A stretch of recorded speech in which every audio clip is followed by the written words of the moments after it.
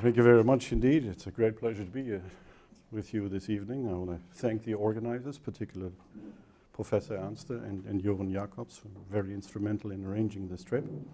So today I'm going to try to give you a few ingredients for a theory of the observer.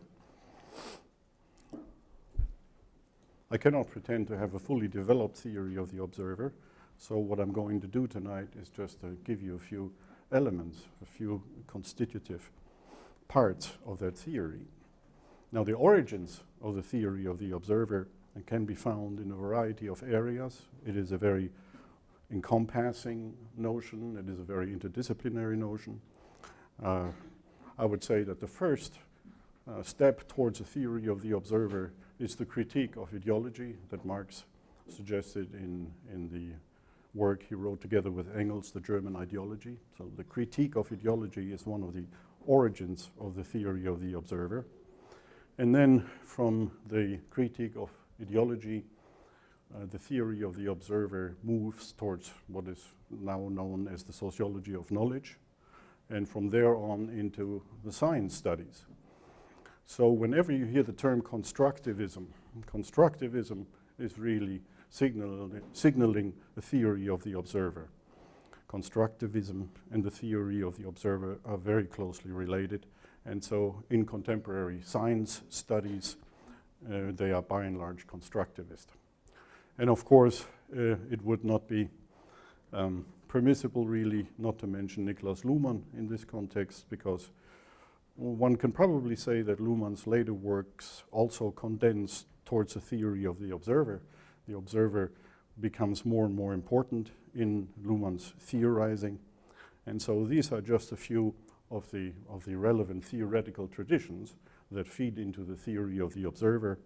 We could also, of course, add contemporary neuroscience, constructivist neuroscience, in which the brain is also a self-assembling and self-reproducing observer. Now, there are two basic paradigmatic statements when it comes to the observer that we can make. And the first one comes straight out of Maturana and Varela's book on the autopoiesis of cognition. And they start the book, at least it's very early on in the book, that anything is said by an observer. That is one of the fundamental statements in the theory of the observer. And the second very important foundational statement is that what and how an observer observes reveals who the observer is. So the observations of an observer tell at least as much about the observer itself as about the referent of what is being observed. And so what an observer is and who an observer is depends on the possibilities and limitations of that observer, and in the act of observing, these possibilities and limitations come to the fore. Now, what does it mean to observe? In common sense understanding, we tend to think that to observe means to watch, to perceive, to register something in the world, and often we have some kind of a mirror metaphor for this, that the observer mirrors or copies the world, registers the world. But in fact, observing as it is used by the theory of the observer is not a passive watching or copying of the world. It is rather an active doing. And what is done in the act of observing is the drawing of a distinction. To observe means to draw a distinction. So it is a doing. To observe is a doing. It is an incision into the world, an intervention into the world. It is not simply a passive registering of what is out there. It is an active incision into the world. So we cannot simply assume with representational theories of truth or correspondence theory of truth that an observer simply copies what is out there. Rather, it is the doing, and the most important doing is the drawing of a distinction. Now, through the drawing of a distinction, something is allowed to matter in the world. If I draw a distinction, for example, between legal or illegal, or between moral or immoral, then I allow something in the world to matter. I allow something in the world to make a difference. I let something be. And so we can say that to observe is a mode of worlding, where I use the term world, not as it is usually used as a noun, but as a verb. To allow something in the world to matter, to allow a difference that makes a difference means a particular mode of worlding. So different observers represent different modes of worlding. An observer establishes a difference that makes a difference. And the opposite would be indifference, where nothing matters. That is when the nothing makes itself present, announces itself. The nothing occurs when there's indifference, when nothing is allowed to make a difference, when nothing matters. Then the nothing becomes present. And so in some situations, observation is not possible. Think, for example, of a dense fog or an absolute darkness.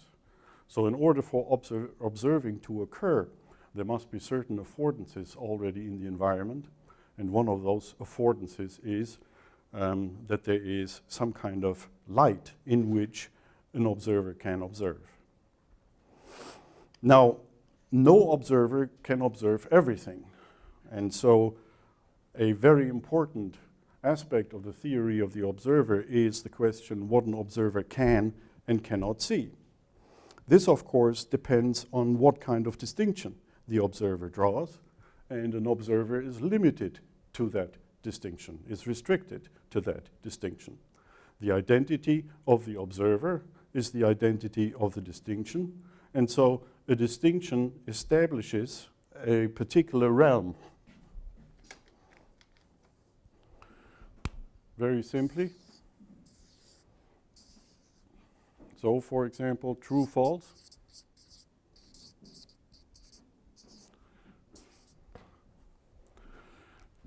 The question mark stands for I think, one of the core questions in all of the social sciences. Who is the observer? I think that is one of the most important questions for the social sciences.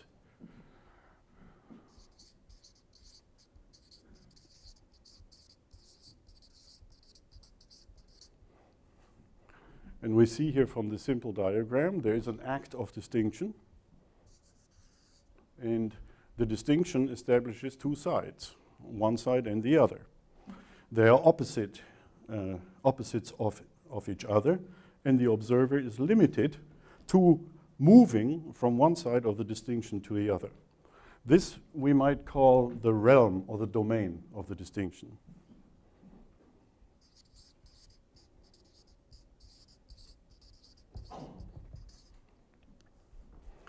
The realm or domain of the observer is the field within which the distinction matters. So the observer cannot simply step outside of the realm or the domain and draw a different distinction. To observe means not simply to perceive something in the world.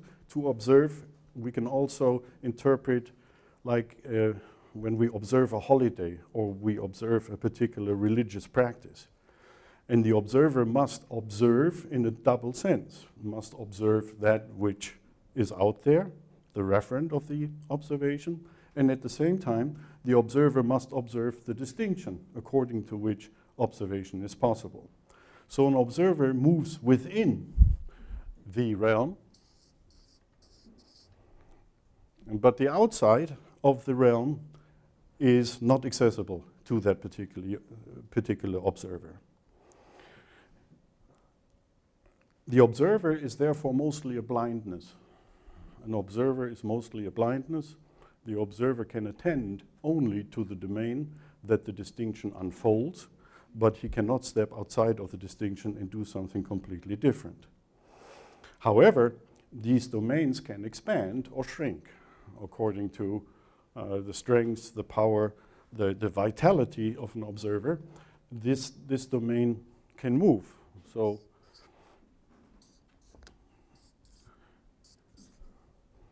the domain of an observer can either shrink or expand. This happens, for example, when a scientific specialty moves into another scientific specialty. And we have some kind of specialty invasion in which one specialty conquers another. Philosophers call that reduction, in which the domain of one observer is reduced to the domain of another observer. So that would be a good example for the expansion of an observer. And one of the challenges of sociological theory is to explain under what conditions observers can expand their domain and make the distinction more widely relevant, and under what circumstances, different circumstances, an observer shrinks, the domain shrinks, and the observer becomes less and less relevant.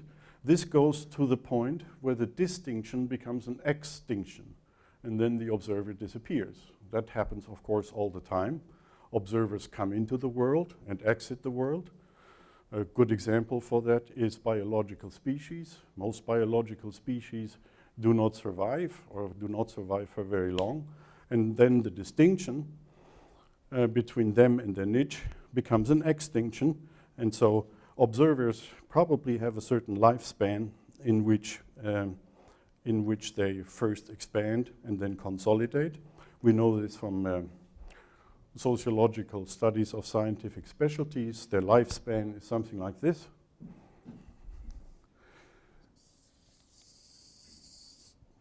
So from comparative research on scientific specialties, we have the emergence of specialties, and in the beginning they're only very loosely coupled.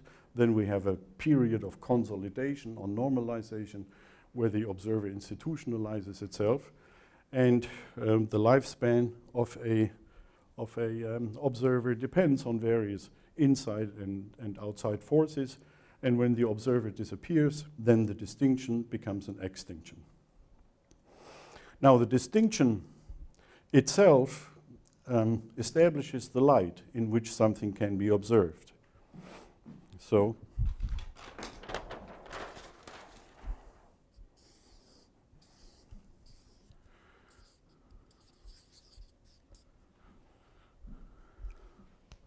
the light of the distinction cannot itself be observed by the observer. The observer observes something in the light of a distinction, for example, the distinction true and false, but the observer cannot observe the light itself. And so the light is a dark light. It is not a completely bright light. It is a dark light because its origin, its source, is not really visible for the observer. The light of the distinction is the emergence, the origin of the observer, when the observer comes into the world. So Heidegger, for example, the philosopher Heidegger, asks about where does the distinction that he calls ontological difference come from.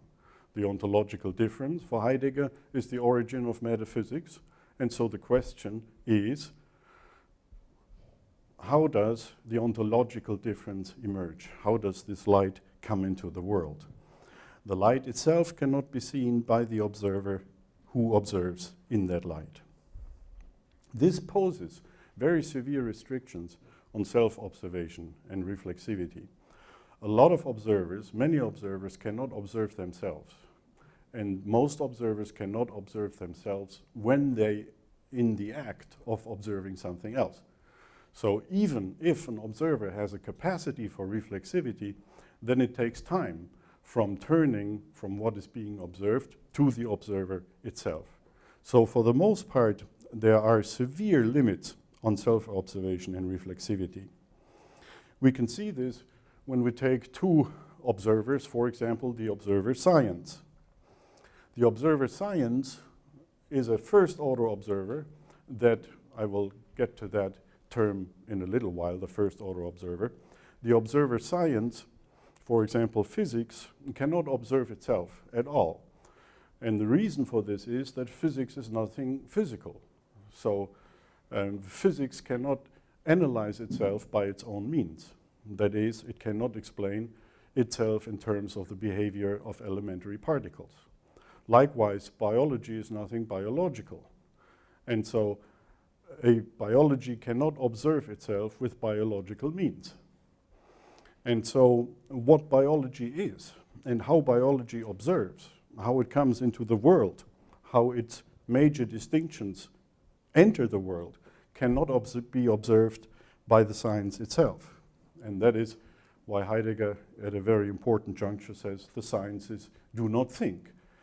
What that means is they cannot observe themselves. They cannot observe the light in which they draw their distinctions. Thomas Kuhn calls this a paradigm. A paradigm is like the common sense of a science. The paradigm is what everyone else in that science expects everyone else in that science to accept and to know. A science does research within a paradigm, but not on it. And so the science, the paradigm enables the science to do its work, but the science itself cannot analyze its paradigm.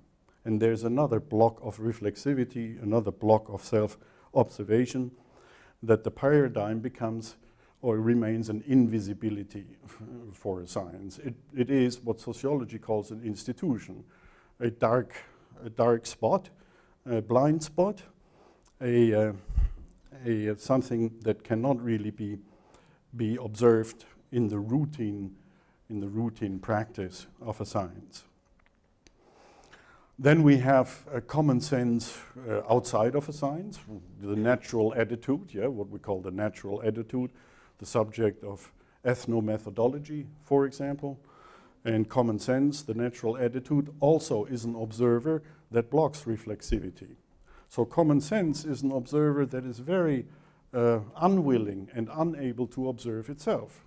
Because if common sense observed itself, then common sense could not do what it does, that is, regulate the smooth functioning of everyday practice. And so interruptions of common sense through breaching experiments that Garfinkel and his colleagues conducted, such interruptions of common sense, where common sense is forced to turn back on itself, are usually met with great hostility, with emotional uncertainty.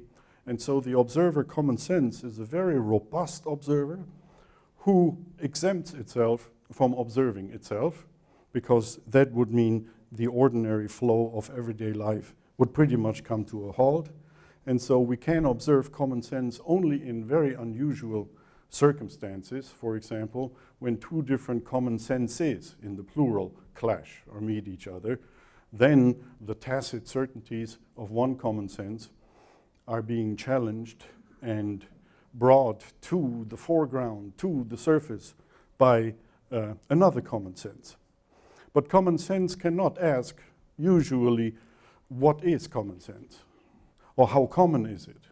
How common is common sense is not a question that common sense can usually deal with.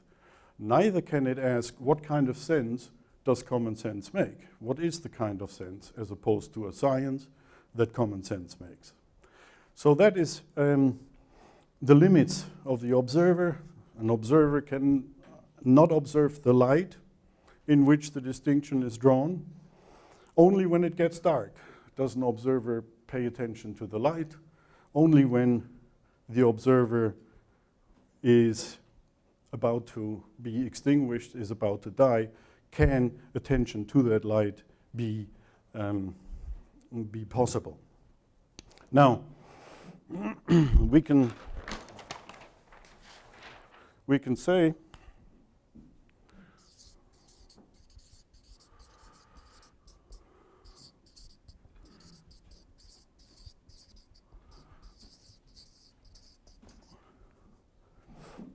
with Niklas Luhmann that an observer establishes the unity of a difference. What does this mean? This means the distinction is one, a unity, but it establishes two sides of a distinction. It establishes a difference, and so an observer is the unity of a difference.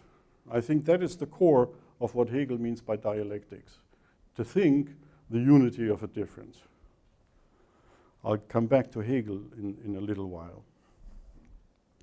So, for example, we have the and is critical.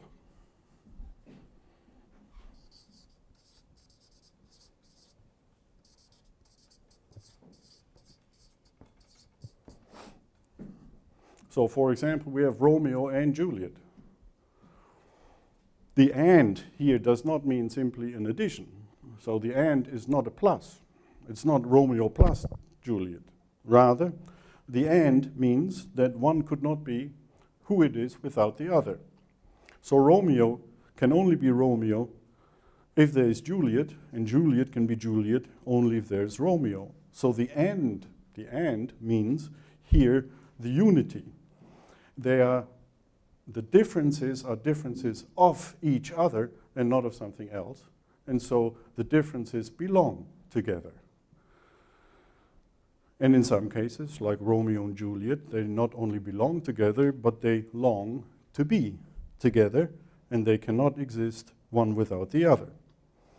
Now, the most important distinction in the metaphysics of modernity is the distinction between subject and object.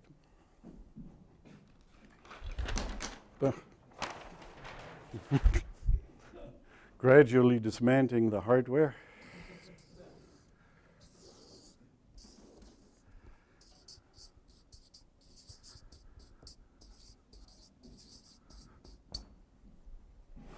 That is the most important distinction in the metaphysics of modernity. By metaphysics of modernity, I mean the philosophical trajectory from Descartes over to Kant, all the way to Hegel.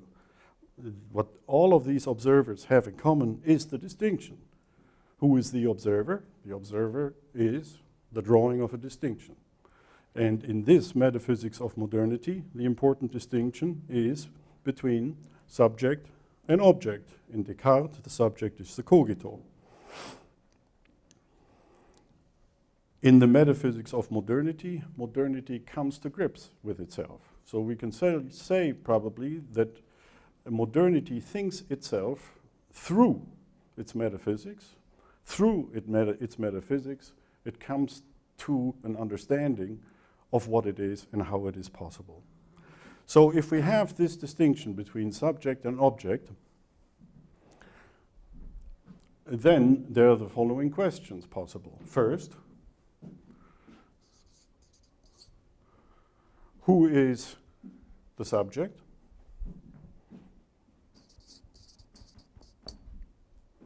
Then, what is the object?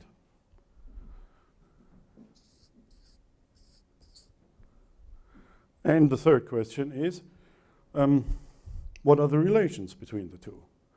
And the relation can go from one to the other, from subject to object, or it can go in the opposite direction, from object to subject. Roughly, that coincides with the metaphysical distinction between idealism and materialism.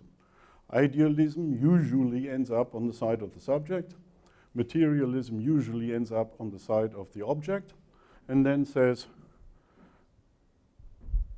the object determines the subject, being determines consciousness in Marx, or alternatively, the subject determines the object. That would be the opposite, idealism. So idealism and materialism are actually the same. They are opposite sides of the same distinction. So they require each other. They belong to each other. They cannot exist without the other. It is the unity of a difference that makes the difference. It is also important here to see that with this distinction between subject and object, the outside of this domain cannot be observed in terms of this distinction. So the outside of the distinction is an invisibility, a blindness. In modern cybernetical terms, this is noise. For an observer, the outside of the distinction is noise. Now, if we take a closer look at this distinction, which is just one possible distinction in the history of metaphysics, then we notice a very interesting modification.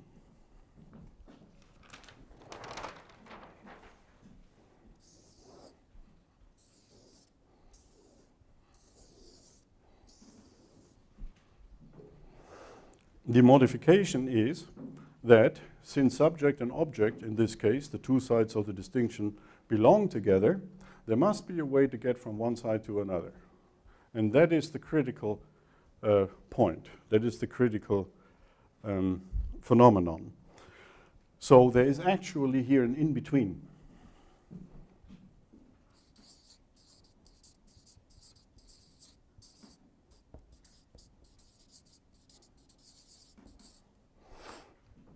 We might call that the passage. The in-between is the passage. The passage is the in-between the two sides of the distinction. And an observer who wants to go from one side to another must cross this passage. So, if we have subject and object, we have either or. Something is either subject or object.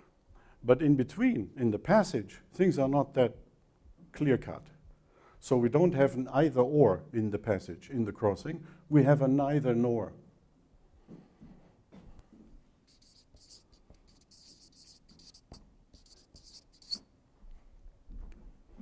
So the passage is the house of ambiguity, of ambivalence, where things are not settled yet. Here we don't find either subject nor object. What we find is hybrids, creoles, ambiguous entities that have some characteristics of both. For example, pets, domestic pets. Yeah, your dog or your cat. What is it? Is it subject? Is it object? Someone else's pet is clearly an object, usually an object of maybe annoyance, whereas your own pet is part of a moral community and therefore is somewhere in between subject and object. So the transition here is the interesting, the transition between the two sides of the distinction, the passage, is the interesting transformation of one entity into another. And so for sociology and other observers, this is really one of the most critical areas to study, because we can study here the becoming of the subject and the becoming of the object. When does one turn into another? And how does this happen? How does this transformation occur in between the two sides of the distinction?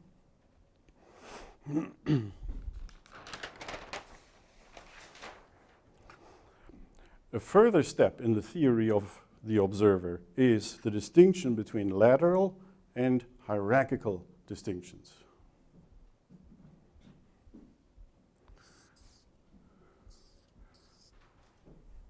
A lateral distinction looks like this.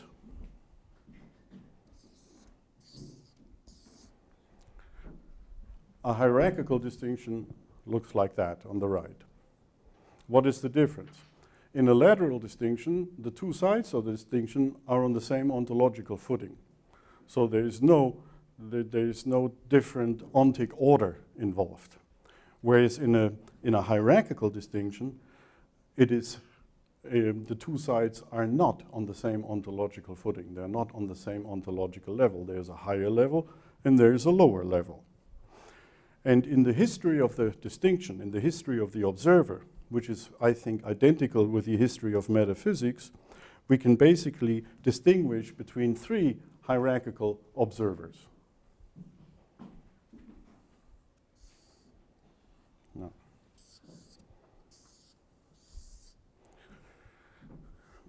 The first hierarchical observer is Platonism.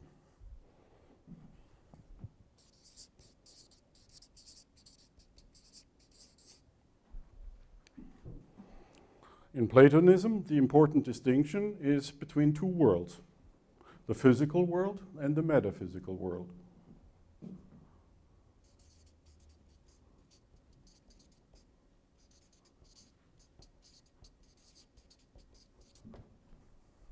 The metaphysical world is the true world, the world of ideas, which of course in Plato are radically different from subjective beliefs, subjective perceptions that we moderns may have in our heads. For Plato is actually the opposite. The ideas are what is real. And so the important hierarchical distinction in Plato is between the true world of metaphysics and the everyday world of physics, the everyday world of the senses, the body, of common sense, of ordinary life. The second important hierarchical distinction is Christianity then.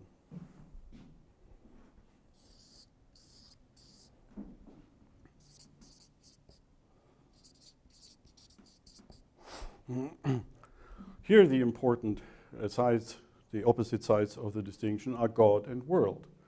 More generally, we can say that is the distinction between sacred and profane. And that is the core of Durkheim's sociology. What is the distinction between the sacred and the profane?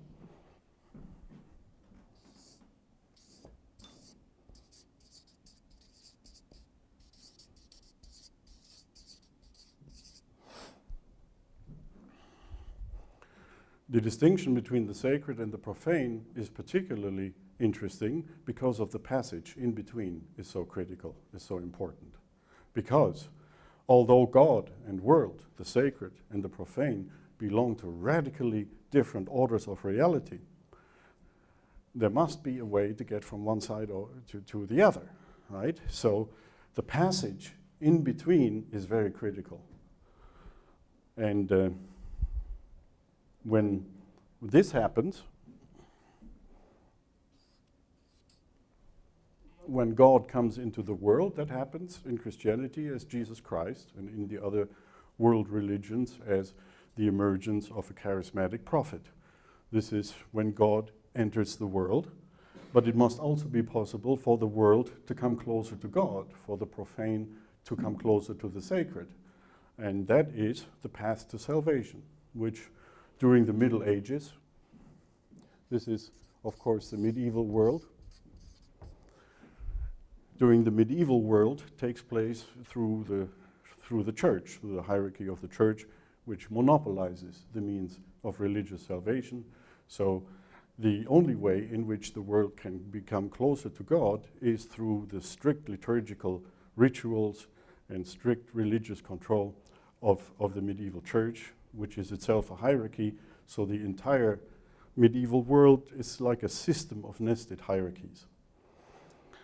Durkheim spends much of his time in his elementary forms of religious life with the distinction between sacred and profane. And for Durkheim, the core way in which the profane can come closer and approach the sacred is the ritual. That is really, for Durkheim, the center of his religious sociology, the theory of rituals. The ritual cleanses, it purifies, it makes one ready to approach the sacred. The sacred cannot be approached just like any other phenomenon. There must be special precautions, special preparations, and the ritual is the way in which the profane transforms itself so it becomes fit, it becomes acceptable to the sacred. And then finally, the last hierarchical observer is the distinction between subject and object.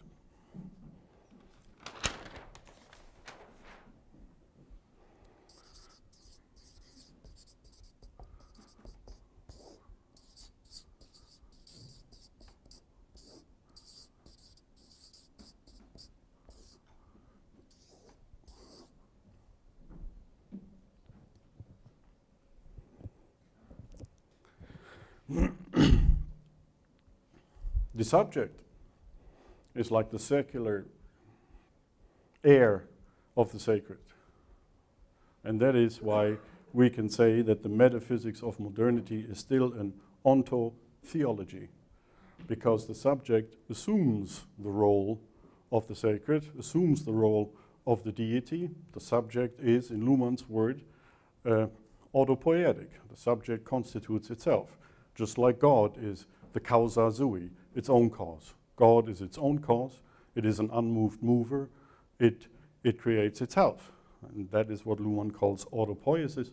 Of course, in Luhmann, God is replaced by communication. Yeah? So what used to be God in Luhmann becomes communication. Now, what happens in late modernity, or at the beginning of the end of modernity, which I would prefer to the term postmodern, the beginning of the end of modernity, two things happen, two events happen. The first event is Marx, and the second is Nietzsche. Marx and Nietzsche are suspicious observers. And a suspicious observer observes another observer with suspicion, and that means the observer that is being observed is suspected of having something to hide, of having a hidden agenda, of presenting an ideology, and an ideology in Marx is clearly defined as a system of ideas driven by an unacknowledged interest. So Marx and Nietzsche are suspicious observers. Marx is suspicious towards German idealism, towards the philosophy of Hegel. And so Marx and Engels wrote the German ideology. So they see German idealism, the philosophy of Hegel and Kant, as an ideology. Whereas Nietzsche is suspicious towards Christianity.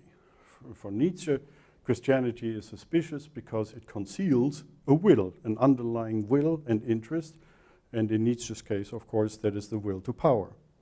So what happens in and through Marx and Nietzsche, what happens is that the hierarchy is reversed.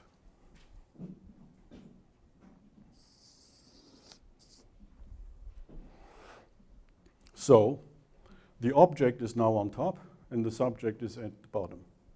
In order to understand this, we have to, of course, use Nietzsche's and Marx's terminology.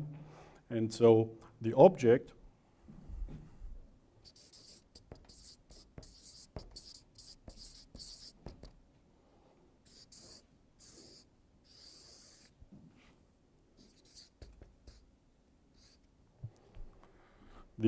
in Nietzsche turns into will, the will to power, and the subject in Nietzsche is Christianity.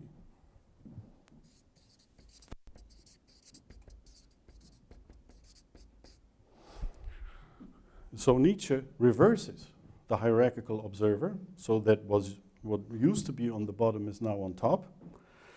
And so Nietzsche refers to his own philosophy sometimes as reversed Platonism. Platonism in reverse, and that is precisely what this indicates, the reversal of that distinction. And in Marx, it is very similar.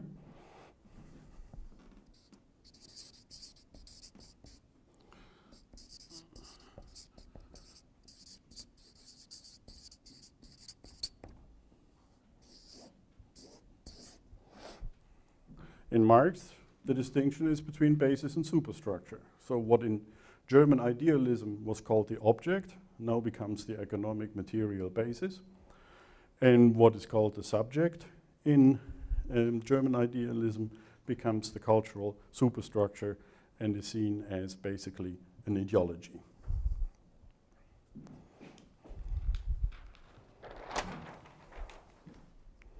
Now, another very important step in the theory of the observer is a distinction between various levels of observing. And I want to distinguish, following other theories of the observer, between first and second order observing.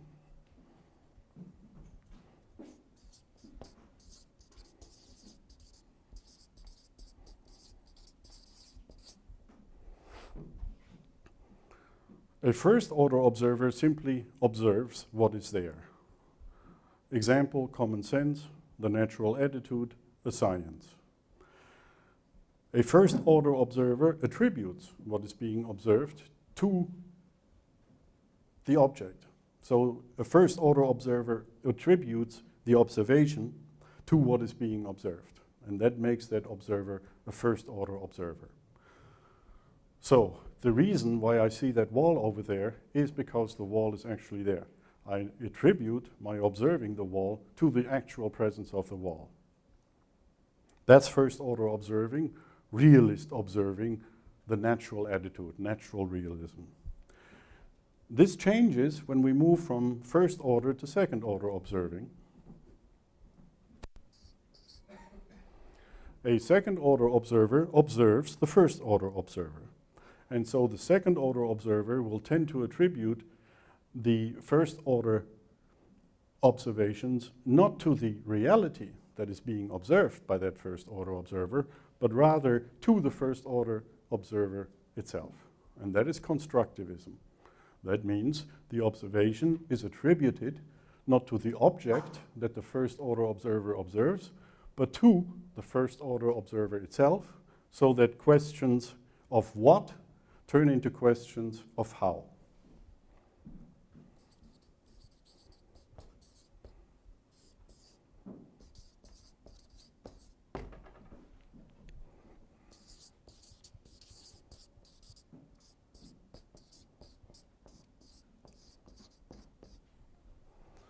The whole chain looks something like this. There's the object, or you can say world, external reality, whatever you will. And then first order and second order observing. And the difference is always one in the attribution of the observer. For example, we have the observer brain and the observer neuroscience.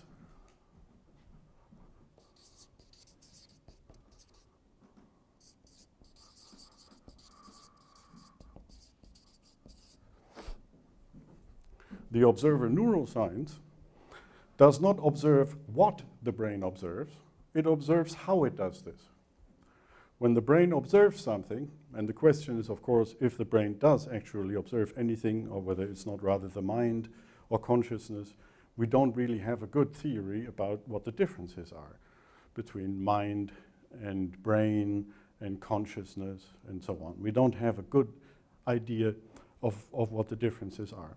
But let us assume that the brain observes. It will tend to observe what it observes to the object. I see the wall because the wall is there.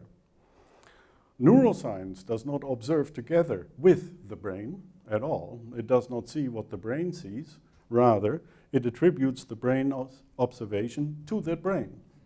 And so it doesn't ask what does a brain observe, but rather how does it manage to do so. And that is when we have the transition between realism and constructivism.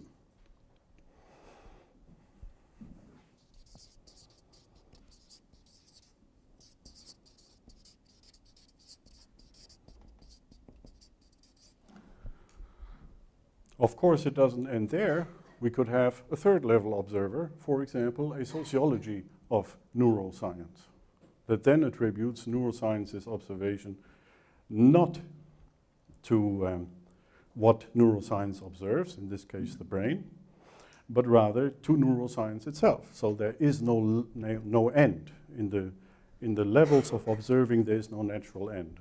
So there's not just 2 levels, but there's possibly 3, 4, and more levels. There is no end at which there is a privileged observer. And that is what Nietzsche meant when he said God is dead. When Nietzsche said God is dead, he didn't mean no one believes in God anymore, no one goes to church anymore, no one prays anymore. When Nietzsche said God is dead, that means the end of a hierarchical observer. There is no privileged observer in the world anymore. The world is incompatible with a privileged observer. And so that is what Nietzsche meant when he uttered those famous words, God is dead. Now, this distinction between first and second order observing has a very long and prominent history in the history of metaphysics.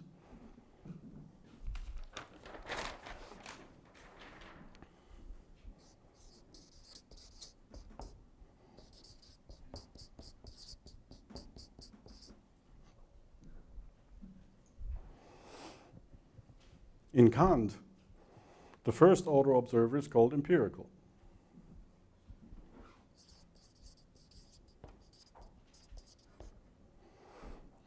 For Kant, of course, the first order empirical observer is classical mechanics, Newtonian physics. The second order observer Kant calls transcendental.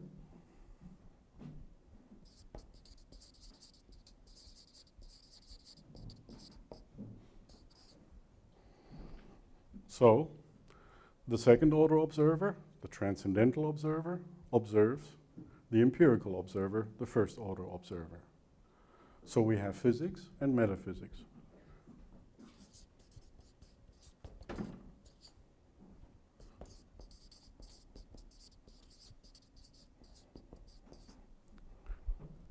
The reason for that, again, is that physics cannot observe itself because it is nothing physical.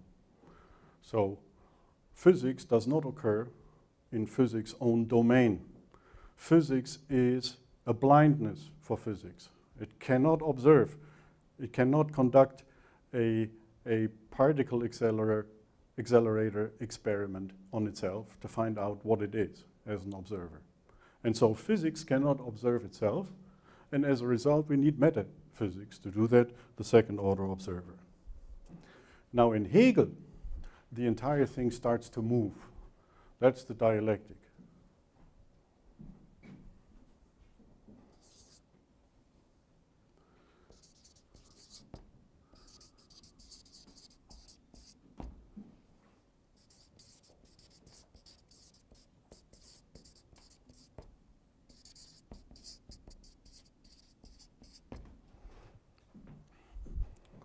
So in Hegel you find the same distinction between first order and second order observer. However, Hegel refers to the first order observer as natural consciousness, where the term natural attitude eventually came out of, that is prominent in phenomenology and existentialism and so on. And then the second order observer is not natural consciousness, but self-consciousness, eventually spirit. And what Hegel is interested in is how does the first order observer become a second order observer? And that for Hegel is the becoming of the subject. The being of the subject is its becoming, and the becoming of the subject is the overcoming of the natural consciousness, so that the observer realizes that the in itself, the object, is what it is only for itself, the subject. The object is what it is only for a subject. Anything that is said by an observer. Hegel calls the transformation from first to second order observing Bildung.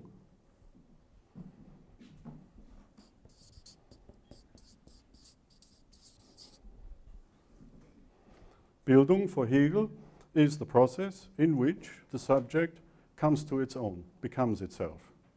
And that for Hegel, of course, takes the entire history of philosophy. So the subject of history for Hegel is the history of the subject. The subject is its becoming, and the becoming of the subject is the transformation of natural consciousness, first order observing, into self-consciousness, second order observing. And the entire process Hegel calls the history of the subject. So the being of the subject is its becoming. In Marx,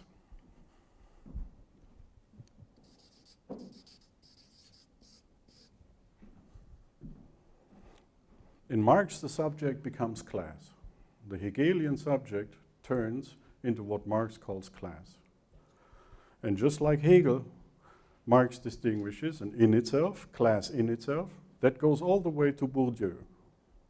Class in itself and class for itself. Class in itself is class as object. Class for itself is class as subject. The for itself indicates that the class exists for itself, that is, it is aware of itself, it has an identity as class, it is a self, in this case, of course, a collective self. The class in itself is an object. For example, if a survey researcher measures social stratification, class stratification, then what ends up as elements of the same class is basically by fiat of the observer, in this case the survey instrument, in which various units of analysis, individuals, households, or whatever, are grouped together without that group having any sense of itself. So such a group is an in itself and not a for itself. And so for Marx, history is the transformation of one into the other. It is not the becoming of the subject, it is the becoming of class, the transition from in itself to for itself.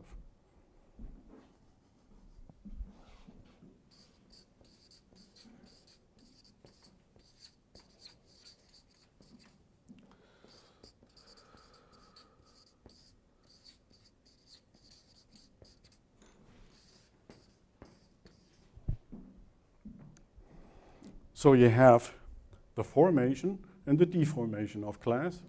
All history, Marx says, is the history of class conflict, and so class conflict is an important force of political mobilization, where class in itself turns into class for itself. Now I believe I've taken up the entire hour, and I should probably at this point stop and see if there are any questions.